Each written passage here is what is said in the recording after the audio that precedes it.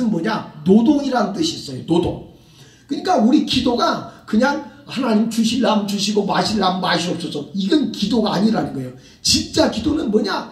그냥 간이 저리도록. 그러니까 노동이 얼마나 힘이 듭니까? 그냥 농부가 막 그 떼약밭에서 막 꽃갱이질하고 삽질할 때 얼마나 힘이 들어요. 근데 기도는 그와 같은 땀과 노력과 수고와 그 힘이 들어가야 된다는 거예요. 그럴 때 하나님께서 응답하는 역사가 있다는 겁니다. 저는 창세기 32장에서 참 야곱을 참 많이 본받습니다. 야곱은 사실 그 여러 가지로 보면 그 이름도 좋지 않거니와 기질이 참 세상적이고 인간적인 게 많아요. 그런데 하나님은요, 참 성경에 보면 한 가지 보고 쓰셔요. 그 사람의 그 단점을 보는 게 아니고 그 한 가지 그 장점을 보시고 하나님을 쓰시는 걸 많이 봅니다. 우리가 볼 때는요, 야곱보다 훌륭한 사람들이 많아요. 근데 하나님은 야곱을 택하셔요. 야곱을. 에서는 얼마나 훌륭합니까? 얼마나 잘났습니까? 얼마나 똑똑합니까? 근데도 하나님이 야곱은 사랑하고 에서는 미워했다고 했어요. 그러면 왜 야곱을 하나님 쓰셨느냐? 야곱은 영적인 사람의 전형입니다. 그 다음에 에서는요, 육적인 사람의 전형입니다. 여러분, 하나님은 어떤 사람을 쓰시냐? 세상적으로 잘나고 똑똑하고 명성 있고 그런 사람을 쓰는 게 아니고 영성의 사람을 쓰십니다. 영성. 오늘날도 마찬가지예요. 영성의 사람을 쓰셔요. 오늘날 신학교가 얼마나 많고 신학대학이 얼마나 많습니까? 박사학위 받은 사람이 얼마나 많아요. 그런데도 목회가 성공하지 못하고 영적인 교회로 세우지 못하는 것을 볼 수가 있어요.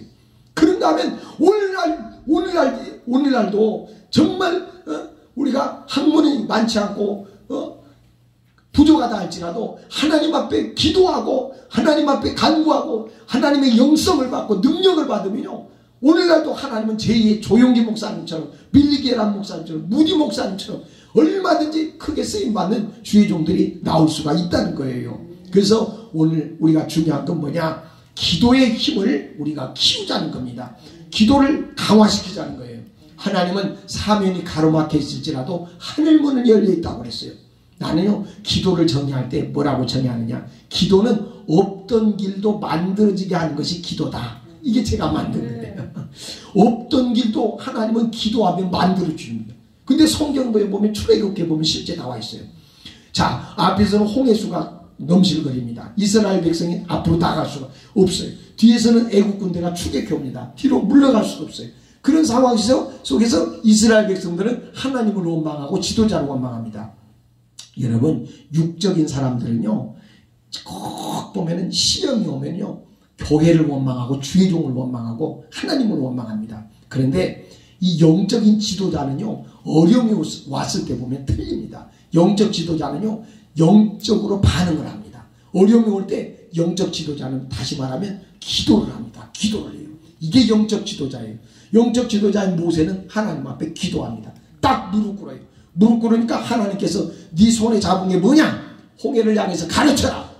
그러잖아요. 그래서 모세가 홍해를 향해서 딱 지팡이를 가르치니까 그 밤새도록 동풍이 불어갖고 마른 대로를 열어서 그 홍해를 이스라엘 백성들은 건너가게 되고, 또 애국 군대는 그것을 시험하다가 다 물수장 당하는 것을 우리가 성경에서 볼 수가 있지 않습니까? 그러니까 모세가 기도하니까 없던 길이, 만들어질 수 없는 길이 만들어졌다는 거예요.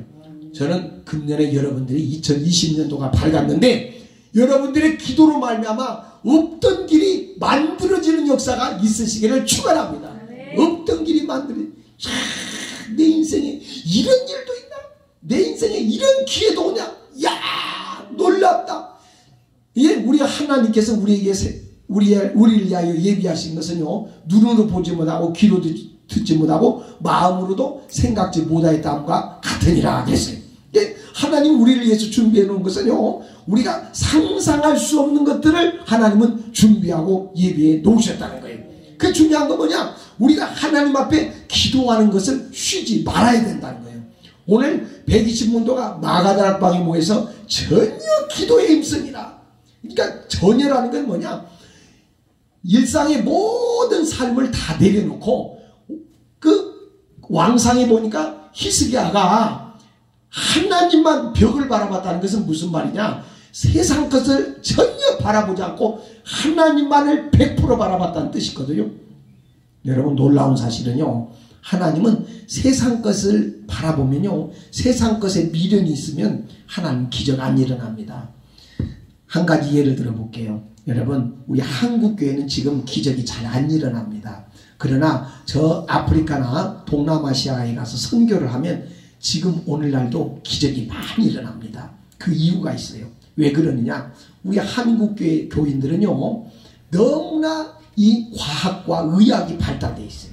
그래가지고 아프기만 하면 전부 뭐 병원을 가는 거예요. 그러니 하나님의 역사가 일어날 수가 있어야죠. 하나님의 역사가 일어날 수가 없는 거예요. 왜? 인간적인 방법을 의지하니까, 내 생각을 의지하니까.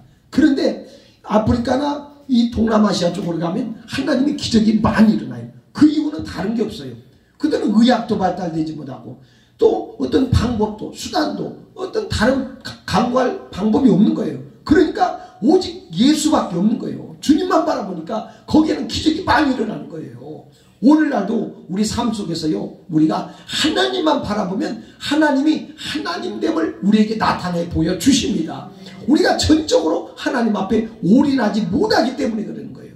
돈을 의지하고 의학을 의지하고 세상 것을 의지하고 내 방법을 의지하고 내 학문을 의지하고, 오늘날도 하나님이요 100% 하나님만 신뢰하면 하나님께서 우리에게 말씀의 능력도 주셔요. 성령의 능력도 주십니다. 사람들은요 배워서 설교하려고 그래요. 그래서 막 저도 한때는 인터넷을 통해서 또 그냥 막 책을 통해서 짜집기도 하고 또 설교 준비도 하고 그냥 막 그냥 노트에다 쓰기도 하고 온갖 방법을 다 써요. 근데 그것도 과정이더라고. 때로는 그것도 필요해. 저도 그런 과정을 다 겪었어요. 제가 대학원에서 설교학을 전공했거든요. 설교학을 전공했고 또 뭐 얼마나 준비했겠어요. 근데 지금은요 오직 그냥 성경입니다. 오직 그냥 말씀 하나 듣는 거야. 아무것도 쓰지 않아. 아무것도 없어요. 아무것도 없고 그냥 하나님 어디다 전해라. 말씀 딱 주면 그런 가지고 묵상하고 딱 하나님께서 주시는 영감. 하나님의 나를 붙들지 않으면 아무것도 못해요. 하나님이 역사해야 되는 거예요. 순전히 성령이 내 입을 지금 주관하는 거예요. 성령이 내 입술을 말하게 하시는 거예요. 하나님은요 무궁무진한 능력이 있어요. 나는 하나님 앞에 젊어서부터 많이 구했던 게 뭐냐, 하나님의 지혜와 권능을 많이 구했어요. 하나님의 지혜는 무궁무진하거든요. 잠언서 3장에 보니까 그 지혜는 생명나무라고 그랬어요. 구편선에는 부귀와 장수가 있다고 그랬습니다. 우리가요 하나님의 지혜는요 무궁무진하기 때문에 하나님이 지혜를 막 부어주시고 영감을 부어주시면요 그냥 그 나귀가 말을 하는 역사가 성경에 있었잖아요. 나귀가 말을 하잖아요. 그러니까 하나님은요 마른 뼈가 생기가 돋아나고 또 성경에 보면 정말 인간의 상상할 수 없는 측량할 수 없는 그 하나님의 역사가 하나님의 말씀을 통해서 기적이 일어나는 걸 볼 수 있지 않습니까? 오늘날도 우리가 100% 하나님만 의지하면 하나님이 쓰십니다. 하나님 일하십니다. 하나님은 신묘막측이에요. 신묘막측. 이 성경은요 하나님은 우리에게 불변의 법칙 한 가지가 있어요. 내려놓은 만큼 역사합니다. 내려놓는 만큼, 다시 말하면 내가 포기하는 만큼. 내가 포기한다는 건 무슨 뜻이냐, 나를 꺾어야 돼요. 나를 꺾는 만큼 하나님이 일하신다는 거예요. 나를 꺾는 만큼. 사람들은 이게 가장 어려워요. 왜냐하면 우리 속에는 자의식이 있기 때문에. 자의식이 있으면요 하나님 쓰실 수가 없어요. 사람들은 자의식을 버리지를 못해요. 자기가 자의식이 있는지도 몰라요. 그걸 제가 사역을 하다 보면 우리 교인들도 마찬가지고 많이 봅니다. 목사님 왜 나는 은혜를 못 받아요? 성령을 못 받아요? 능력을. 자의식이기 때문에. 자의식. 나를 꺾어야 되는데 자기가 자의식이 있는지도 몰라요. 여러분요 은혜 중에 은혜가 뭔 줄 알아요? 나를 보는 게 은혜예요. 모든 사람은 은혜 받았다고 맨날 귀신만 봐. 그건 은혜 아니야. 귀신 보는 게 무슨 은혜예요. 진짜 은혜는 내가 죄인임을 깨닫는 것이 은혜예요. 그리고 내 연약함을 깨닫는 게 은혜예요. 내 부족함을 깨닫는 게 은혜예요. 거기서부터 은혜가 출발되는 거예요. 바울이요 은혜를 엄청 받았잖아요. 나는 사도 바울이 13서신을 연구하다 보면 참 바울이 얼마나 우리에게요 정말로 가르침 받을 게 얼마나 많은지 몰라요. 바울 서신만 잘 읽어도요 우리는요 예수의 마음을 가집니다. 참 예수의 심장을 가져요. 예수의 심장. 바울이 어마어마하게 온유한 사람이에요. 이 사람은 원래부터 온유한 사람이 아니거든요. 근데 예수로 말미암아 완전히 변화됐어요. 바울의 서신서를 읽어보면 바울이 그 하나님을 향한 그 사랑과 열정, 성도들을 향한 그 사랑과 열정, 교회를 향한 그 사랑과 열정, 주를 위하여 핍박과 박해와 고난과 그 어려움 속에서도 얼마나 기뻐하고 감사하고 그 고난 중에서도 그 감옥 속에 있으면서도 저 감옥 밖에 있는 사람들에게 주 안에서 기뻐하라. 내가 다시 말하노니 기뻐하라. 참 우리는 바울이 좋아가지고 김바울, 이바울, 서바울, 박바울 이름은 잘 져. 근데 이름 짓는 게 중요한 게 아니여. 우리는 바울을 생각할 때 바울의 막 어마어마한 영성, 바울의 그 능력 막 그것만 바라보는데 천만에 만만에 콩떡이여. 바울을 진짜 보려면요 바울의 삶을 봐야 돼요. 바울의 삶의 흔적 속에 뭐가 있었느냐? 예수의 흔적이 있었어. 예수의 흔적. 예수의 흔적. 예수의 흔적이 뭡니까? 고난 중에 기뻐하는 거예요. 고난 중에. 고난을 벗삼는 거예요. 고난. 근데 우리는 바울의 삶을 쫓아간다고 하면서 얼마나 우리가 자, 바울 옆에도 못 가요. 진짜 바울은. 근데 우리가 하나님의 말씀을 우리가 생명으로 받아들여야 돼요. 생명으로 받아들여서 우리 삶 속에서 정말 말씀 따로 내 생활대로가 아니고 말씀이 내 삶에 적용되어져야 되고 내가 예수로 살아내지는 삶을 살아가는 것이 중요한 거예요. 내 안에 예수로 살아가는 삶이 재현되지 않으면 나는 하나님의 사람이 아닌지도 몰라요. 네. 마태복음 7장이 뭐라고 했어요? 나더러 주여 주여 하는 자마다 다 천국 가는 것이 아니고 아버지 뜻대로 이 뭡니까? 삶의 열매가 있어야 된다는 거예요. 열매. 저희가 그날에 너희가 내 이름으로 귀신 쫓아내고 병마를 고치고 그리고 내 이름으로 선지자 노릇했지만 나는 너희를 도무지 알지 못한다고 그랬잖아요. 그러니까 우리가 하나님 앞에 능력받는 것도 중요하지만 고린도전서 13장에 믿음, 소망, 사랑 그 중에 제일은 뭐라고 그랬어요? 사랑이라고 그랬어요. 나는요 은사도 귀하지만 아마 은사 중에 최고의 은사를 말한다면 나는 사랑의 은사를 칩니다. 사랑으로 기도하면 병도 떠나갑니다. 여러분 뜨거운 영혼을 사랑하는 마음을 가지고 기도하면요 병도 떠나가고 뜨거운 사랑하는 마음 가지고 기도하면요 귀신도 떠나갑니다. 이 사랑 앞에는요 두려움도 없고 모든 것이 다 무릎 꿇게 돼 있어요. 너희는 신령한 것을 사모하라. 더욱 큰 은사를 너희에게 주시리라. 그러면서 사랑에 대해서 바울은 이야기하고 있어요. 우리가 뭘 달라고 하는 기도는 많이 하는데 사랑을 달라고 하는 기도는 잘 안 해요. 근데 예수 그리스도의 사랑이 우리 안에서 충만하도록 우리가 기도를 많이 할 필요가 있어요. 사랑이 많으면 하나님이 양떼들을 붙여주셔요. 주님께서 베드로에게 말합니다. 너 나 사랑하느냐? 3번을 물어요. 3번. 그 주님이 우리에게 양떼를 맡겨주실 때는요 주님을 사랑하는 마음, 영혼을 사랑하는 마음 그걸 보시는 거예요. 뭐 설교만 잘하고 은사만 많고 그런다고 해서 영혼이 많이 붙여지는 게 아니에요. 영혼을 붙여주실 때는 주님을 사랑하는 신앙 고백이 뜨거워야 돼요. 두 번째는 영혼을 사랑하는 마음이 우리 속에 충만해야 돼요. 영혼을 사랑하면 반드시 영혼을 붙여주게 돼 있어. 근데 영혼을요 왼수같이 여기고 사람 만나는 것이 싫고 사람이 왼수 같고 그러면 사람 안 붙여줍니다.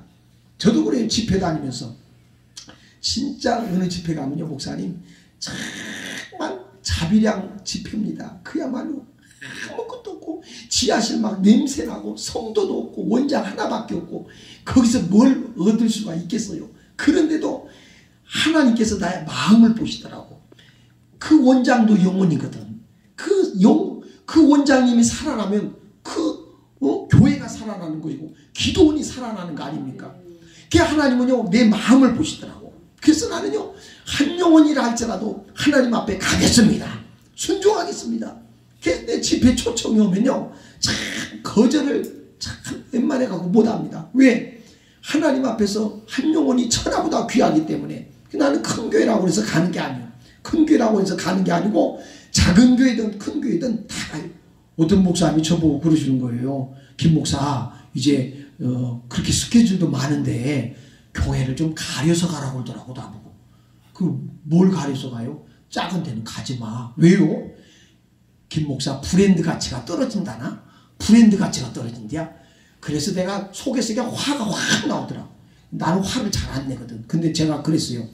성경 몇 장 몇 절에 브랜드 가치가 떨어진다고 써 있어요? 작은 교회 가면? 그랬더니 아무 말도 못 하더라고.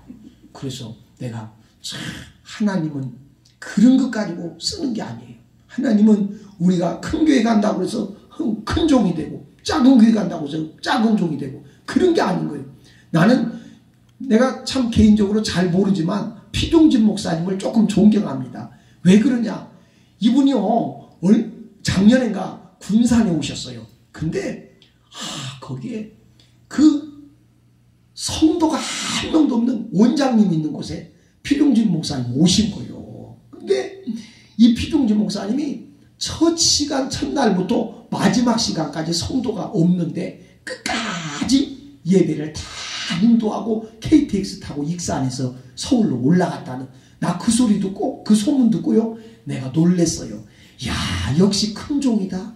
역시 하나님이 귀하게 쓰시는 종이구나. 내가 거기서 감동을 받았어요. 우리는요 사람 숫자로 목회하지 맙시다. 영혼은 한 영혼은 천하보다 귀하다고 했어요. 아니 하나님이 영혼들을 안 붙여주면 하나님이 이 제단을 나에게 지키라고, 여기 제단을 하나님이 기도하라고 나에게 주셨구나 하고 그 제단을 떠나지 않는 그런 축복을 받으시기를 바랍니다.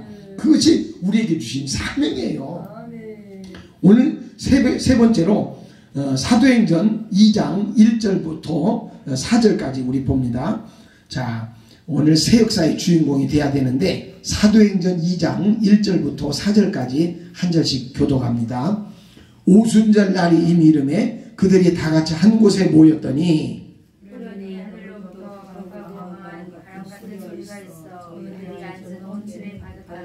마치 불의 혀처럼 갈라지는 것들이 그들에게 보여 각 사람이 하나씩 임하여 있더니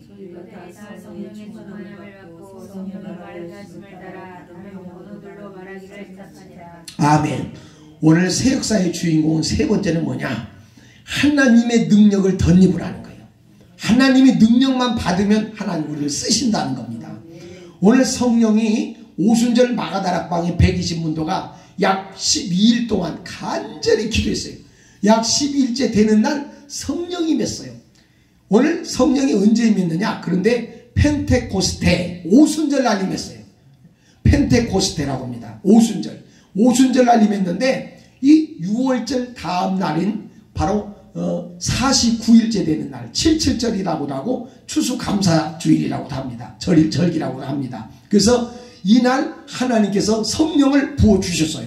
자, 그러면 오순절날 성령이 임했는데 여기에도 영적 의미가 있어요. 성령이 아무 때나 오시는 게 아니라는 거예요. 다시 말하면 성령은 서든리 갑자기 임합니다. 위로부터 임합니다. 위로부터 임하는데 하나님의 때에 하나님이 부어주신다는 거예요. 오늘 펜테코스테 오순절날 성령이 임한 것은 하나님의 때에 하나님이 우리에게 영적인 능력을 부어주신다는 거예요. 근데 오늘 성령이 보니까 불같이 임했어요. 성령이 불같이. 저희들 머리에 성령의 불이 떨어진 것이 보였다고 했어요.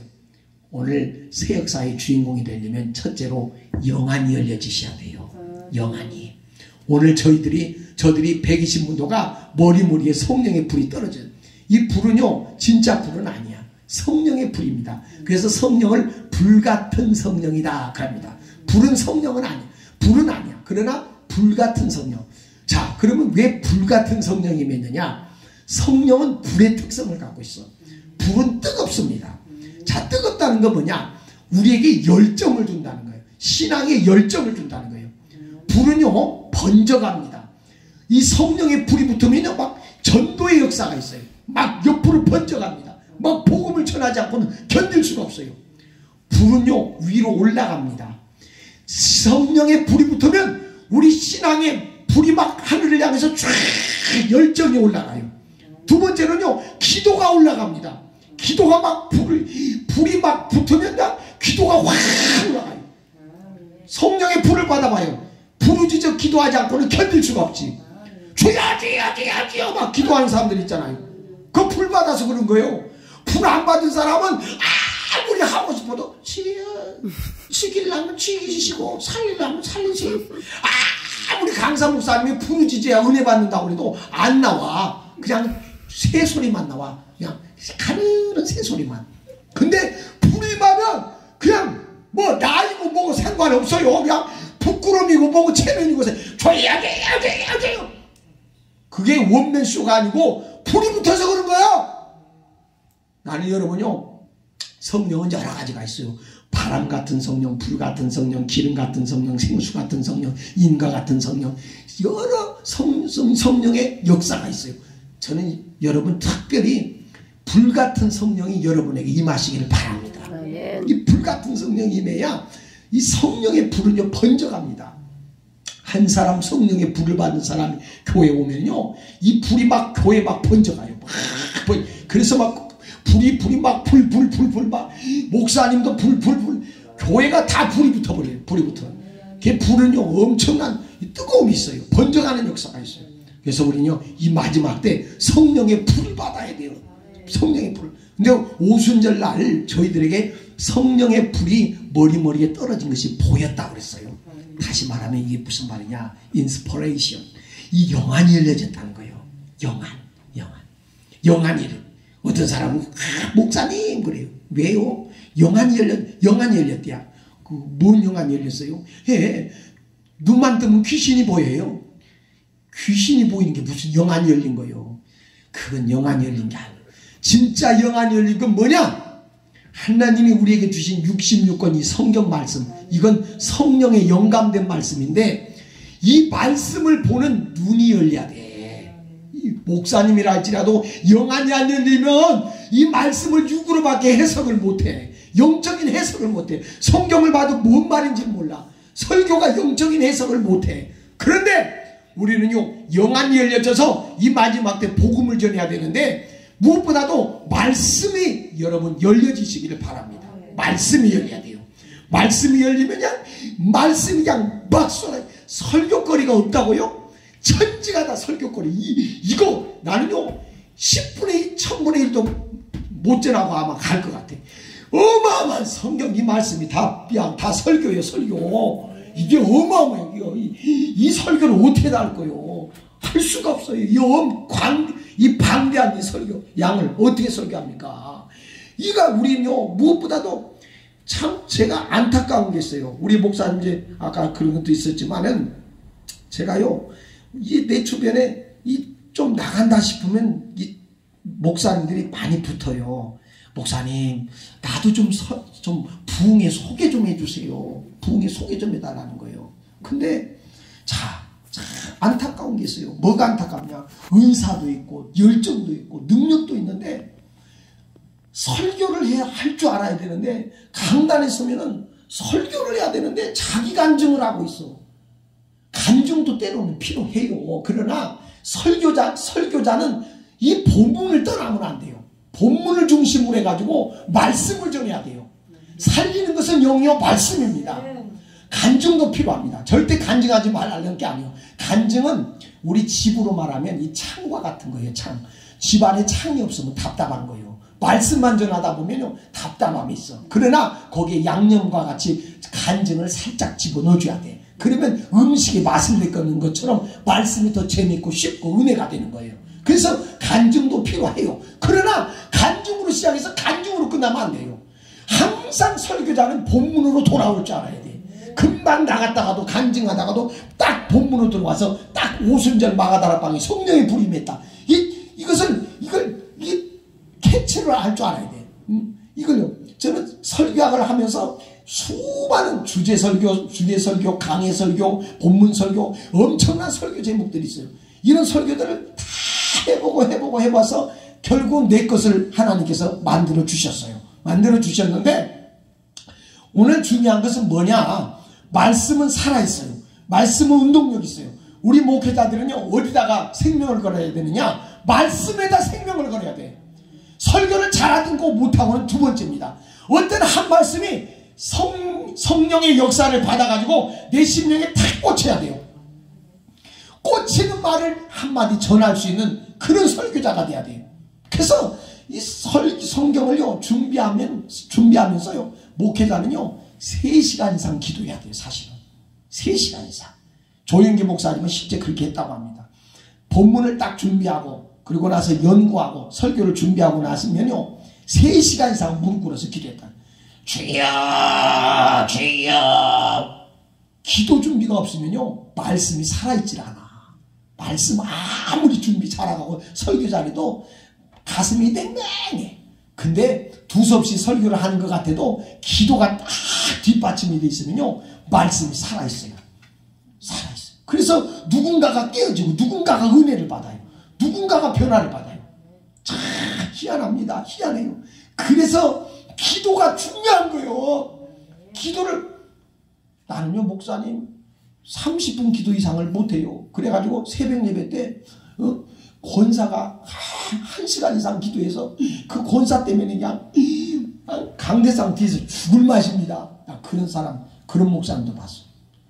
어떻게 목사님이 권사님보다 기도를 못해가지고 30분 조금 기도하고 나서 한 40분 길어야, 그러고는 권사님이 갔나? 그러면 되겠어요? 목사님이 적어도 무릎 꿇으면 2시간, 1시간 반, 3시간은 해야지. 그러고 나서 목회를 한다고 말을 어디 가서 해야지. 1시간도 기도 못 하면서 어떻게 목회를 한다고 그래요? 이거 회개해야 됩니다. 회개해야 돼요.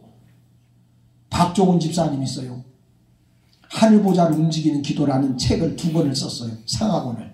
근데 이분이 입신세계를 들어갔어요. 하루에 7시간씩 기도합니다. 이분은 은행의 지점장이에요. 하나님이 기도의 은사를 주셨어요.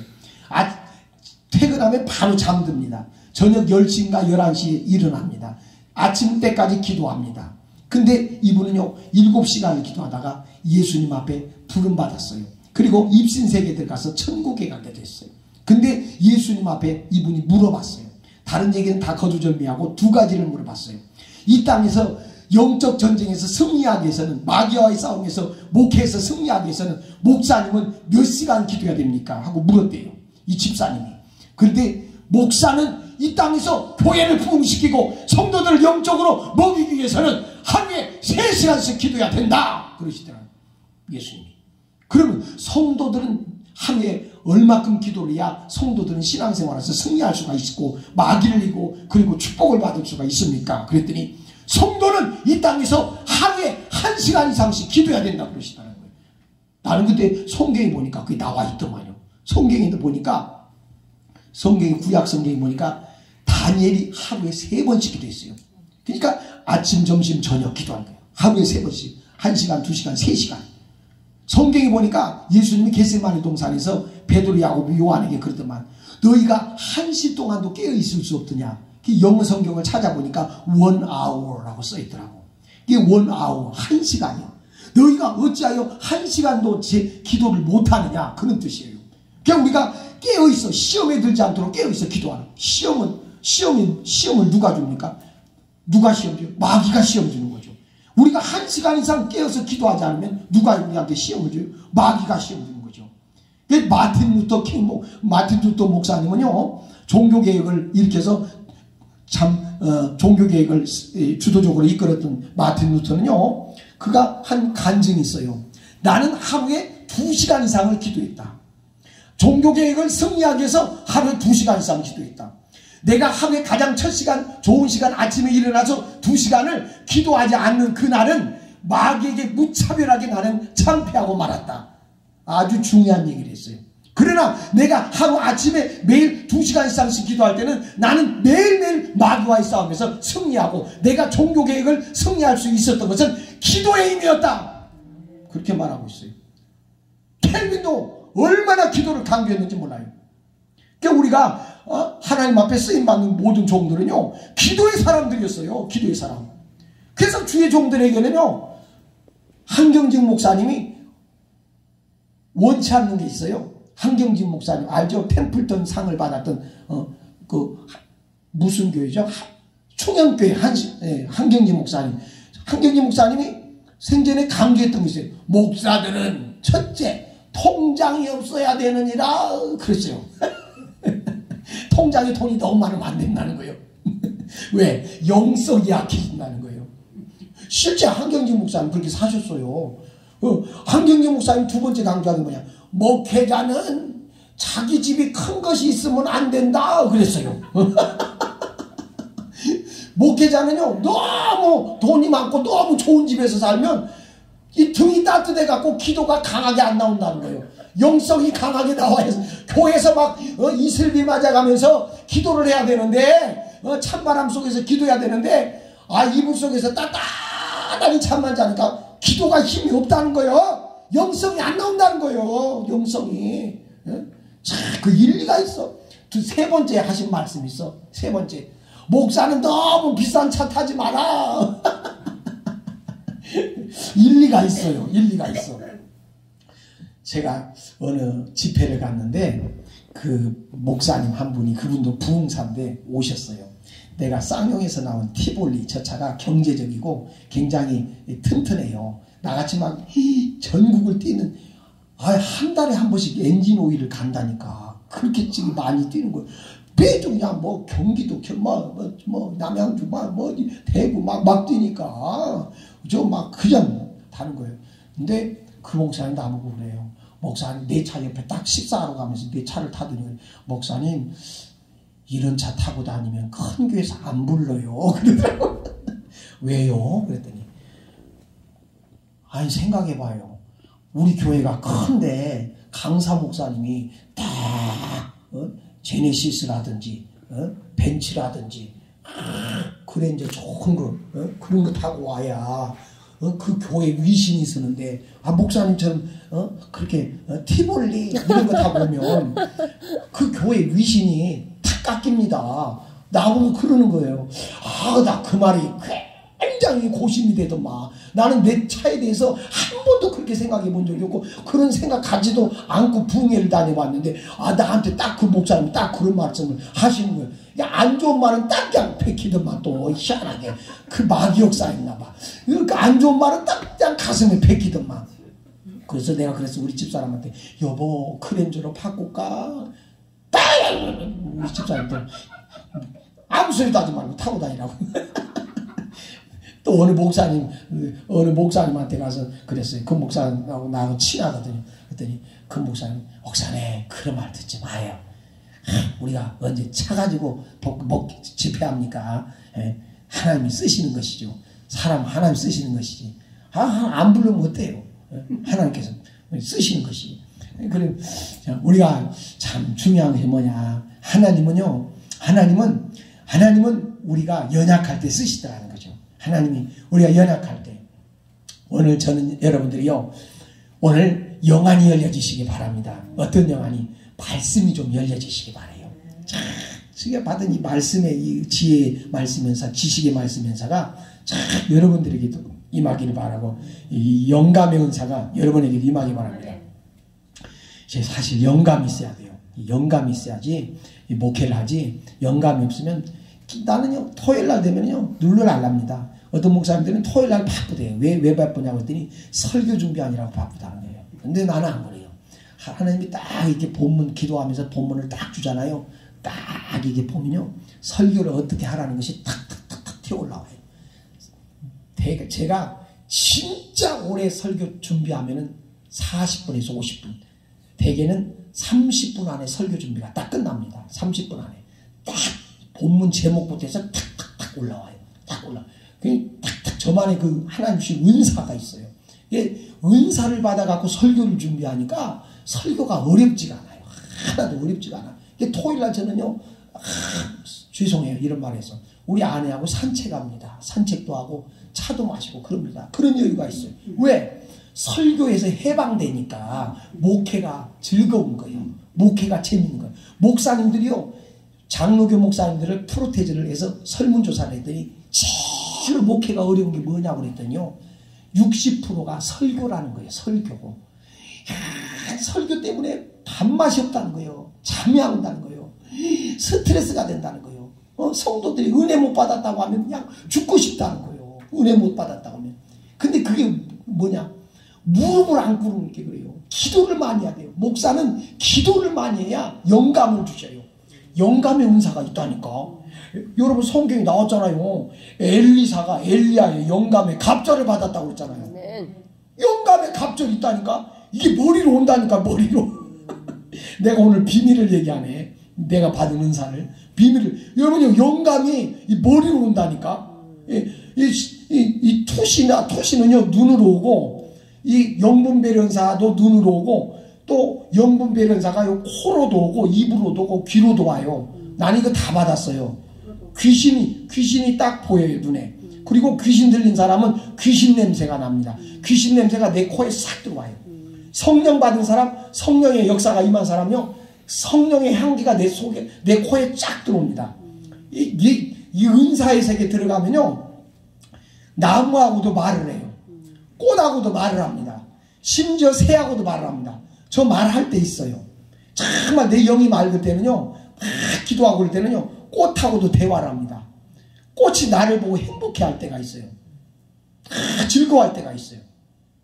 나를 보고 굉장히 막 흐뭇해하고 그럴 때가 있어요. 그냥 하나님은요, 자연 만물을 통해서도 우리하고 대화가 가능하게 만들어 주셨어요. 우리가 만약에 이제 천국 가잖아요. 그리고 신령한 몸을 입잖아요. 썩지 않고 쇠하지 않는 신령한 몸을 입고 천국 가잖아요. 그러면 거기서는요, 모든 동식물하고 우리가 대화가 가능합니다. 모든 동식물하고 대화가 돼요. 얼마나 독사굴에 손을 넣고 장난쳐도 물지 않는 그 나라가 온다고 그러잖아요. 진짜 상상할 수 없는 세계가 우리 이제 앞으로 전개되는 거예요. 새하늘과 새 땅이 있다니까요. 우리는 그 나라 바라보는 거예요. 그 나라 바라보고 일하는 거예요. 오늘 두 번째는요, 이 성령의 바람 같은 소리가 저희 귀에 들렸다고 그랬어요. 저희 귀에 성령의 바람 같은 소리가 저희 집에, 온 집에 가득하며 저희 귀에 들렸다. 여러분 요한계시록 2장 10절에, 요한계시록 2장에 보니까 귀 있는 자는 성령이 교회들에게 하시는 말씀을 들을지어다 그랬어요. 여러분 귀도 두 가지가 있어요. 이 히어링, 이 귀가 육적인 귀가 있고 영적인 귀가 있어요. 오늘 성경은 말합니다. 바람 같은 성령을 받으면 영적인 귀가 열려진다고 말하고 있어요. 영적인 귀가. 나는요, 목회를 하면서 참 저도 어려운 때로는 겪었어요. 그때가 언제 때냐? 성령의 음성을 듣지 못하고 목회할 때가. 그때가 가장 어려워요. 근데 성령의 음성을 들으면요, 목회가 얼마나 쉬운지 몰라. 하란 것만 하면 돼. 하란 것만 하면 돼. 하지 말란 거 하면 주님 나라가 갖고 우리는요, 하나님 앞에 책망받을 수밖에 없어. 너 내가 시키지 않느니 왜 했냐? 그럴 수밖에 없어. 근데 하나님이 하란 것만 하면 우리는 하나님 앞에 상급받아요. 귀가 열려야 되는 거예요. 하나님, 나는요, 성경에서 존경하는 인물이 있어요. 누구를 존경하느냐? 다윗을 존경합니다. 다윗은 성경에 보면 위대한 신앙에 세 가지가 있어요. 첫째는요, 하나님 앞에 묻기를 잘합니다. 다윗의 신앙을 보면요, 항상 물어요. 저들이 나를 이 성에 붙이리까? 이 성에 있는 나를 저들이 사울왕에게 붙이리까 말리까? 내가 여기서 가야 됩니까? 말아야 됩니까?